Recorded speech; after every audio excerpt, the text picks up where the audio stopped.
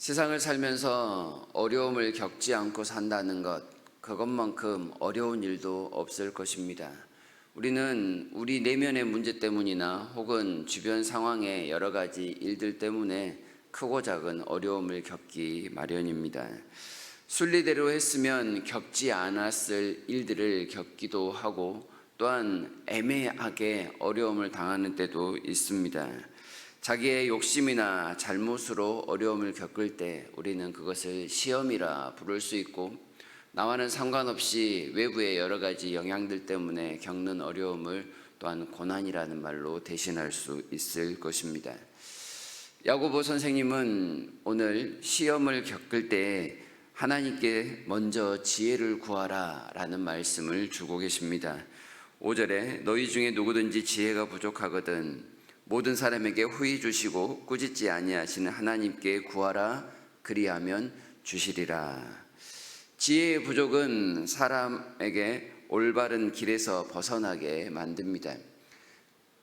사람의 어리석음이 지혜를 대신하였든지 아니면 사람의 욕심이 지혜를 가렸든지 둘 중에 하나일 수도 있고 또 다른 이유가 있을 수도 있습니다. 그러나 중요한 것은 그에게 있어서 지혜의 부족으로 시험이 닥친 사실을 깨닫는 것입니다. 그것은 한편으로는 위기 상황이라 인식할 수 있고, 그 위기 상황 앞에서 내가 하나님 앞에 지혜가 없었으니 하나님을 찾아야겠다라는 마음을 먹고 행동하는 것이라고 말할 수 있을 것입니다. 어려움을 겪었을 때 하나님을 먼저 찾으면 하나님께서 네가 왜 그랬느냐라는 그런 꾸짖음 대신에 먼저 지혜를 선물해 주시겠다라는 말씀을 우리에게 주십니다.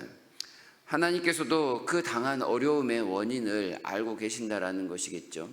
우리의 잘못 때문에, 우리의 부족함이나 연약함 때문에 꾸짖을 수 있으시지만 먼저 꾸짖지 아니하시는 하나님, 꾸짖음보다는 그 어려움을 벗어나는 것이 우선임을 아시기에 이런 지혜 공급을 먼저 하시겠다 약속하십니다. 우리는 그렇지만 어려움을 만나면 그 어려움을 먼저 빨리 벗어나야겠다라는 생각이 먼저 찾아오는 것 같습니다. 하나님을 찾는 것보다는 이 어려움을 나에게서 멀리 떠나보내는 것이 우선순위가 된다는 것이죠. 아이들에게 어려움이 닥치면 스스로 해결하기보다는 엄마나 또한 어른들을 먼저 찾는 경우가 있습니다. 요즘에는 아이들이 먼저 휴대폰을 들고 검색을 하면서 다양한 사람의 말들을 들으려고 노력을 합니다.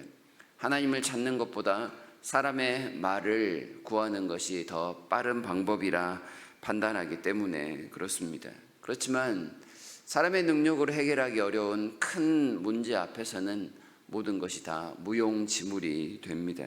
그래서 당황하고 또한 절망하기도 하고 애써 그 모든 상황을 부정하며 도망쳐버린 일들도 발생하게 됩니다.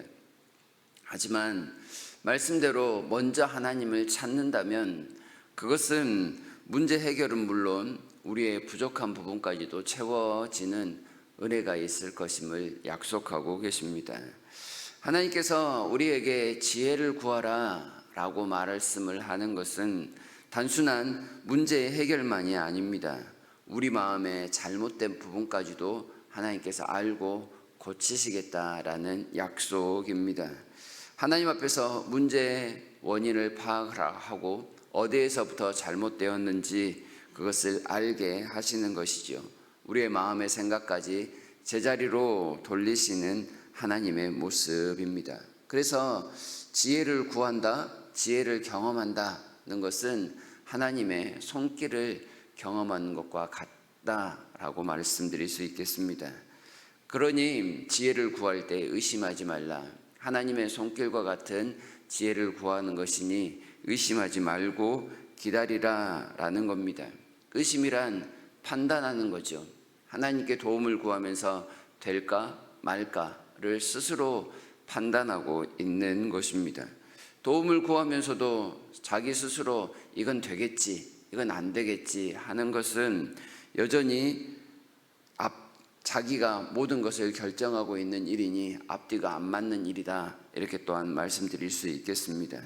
자신의 능력 밖의 일이어서 지혜를 구했으면서도 하나님께 또한 자기 스스로 판단하면서 모든 상황을 보고 있으니 앞뒤가 안 맞는 일, 전적으로 하나님께 맡기지 못하는 일, 그래서 의심하지 말라 합니다.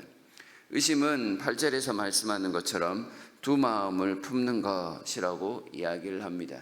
마치 바람에 밀려 요동하는 바다 물결위를 걸었던 베드로와 같은 모습이겠다 볼 수 있습니다. 한편으로는 주님을 바라보면서도 한편으로는 풍랑이 있는 바다를 바라보는 것입니다. 주님을 바라볼 때는 그 바다 위를 걸을 수 있었지만 풍랑이 있는 바다를 바라보았을 때는 또한 그 바다에 빠지고 말았던 그런 베드로의 모습 말입니다. 우리의 믿음이 이처럼 간사합니다. 한편으로는 하나님을 온전히 믿는 것처럼 보이지만 또 다른 한편으로는 다른 것을 바라보느라 물에 빠지기도 한다는 것이죠.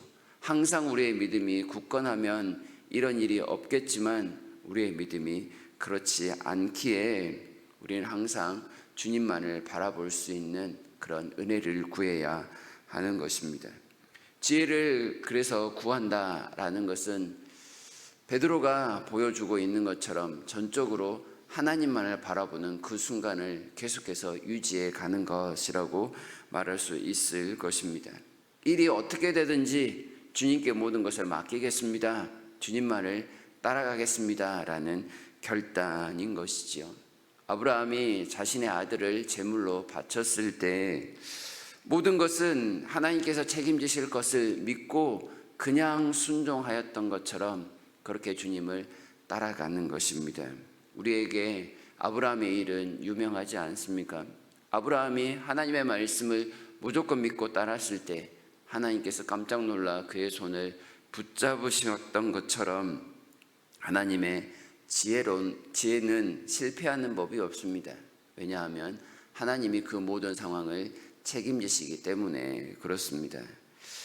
하나님 앞에서 지혜를 구하라, 지혜가 부족함을 알고 지혜를 구하라 라고 말하는 그 말씀은 바꾸어 이야기하면 모든 것을 예수님께 구하고 예수님께 맡기라, 예수님을 닮아가라, 이렇게 정리할 수 있겠습니다. 예수님을 바라보며 달려가는 사람이 되라 라는 뜻인데요, 예수님께서 이런 상황에, 이런 비슷한 상황에 이렇게 하셨으니 나도 그렇게 해보겠습니다, 단순히 믿고 기다려 보는 것입니다. 복잡한 상황을 내 머리로 이해하고 이건 이렇게 저건 저렇게 고민하기 이전에 먼저 하나님의 은혜를 구하는 것입니다. 예수님이 이런 방식을 우리에게 보여주셨지요. 저도 먼저 배려하고 먼저 주님의 뜻을 기다리고 먼저 주님을 사랑하기 위해서 노력하겠습니다. 이 문제 해결이 원인이 아니라 하나님께 가까이 하는 것이 나에게 있어서 가장 중요한 일입니다 라고 하나님의 도움을 구하는 겁니다.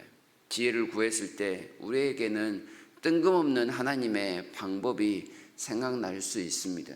그 문제하고는 전혀 상관없는 방법 말입니다. 그러나 그것이 하나님께서 주신 지혜라고 한다면 그것이 아마 가장 빠른 문제 해결의 방법일 것이며 그 일을 통해서 하나님을 만나는 방법이 또한 될 것입니다.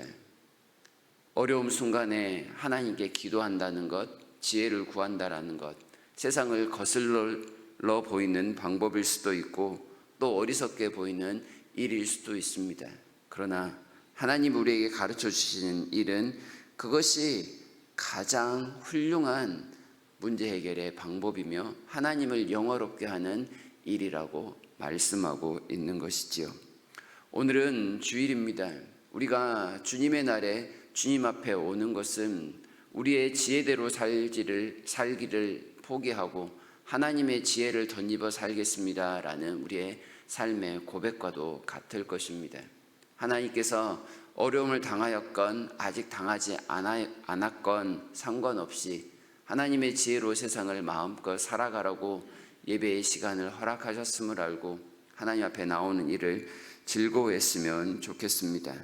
꾸짖지 아니하시고 풍성히 주시는 하나님께서 우리의 부족함을 다 채워주실 것을 믿으며 하나님 앞에 먼저 구하는 자세를 가졌으면 좋겠습니다.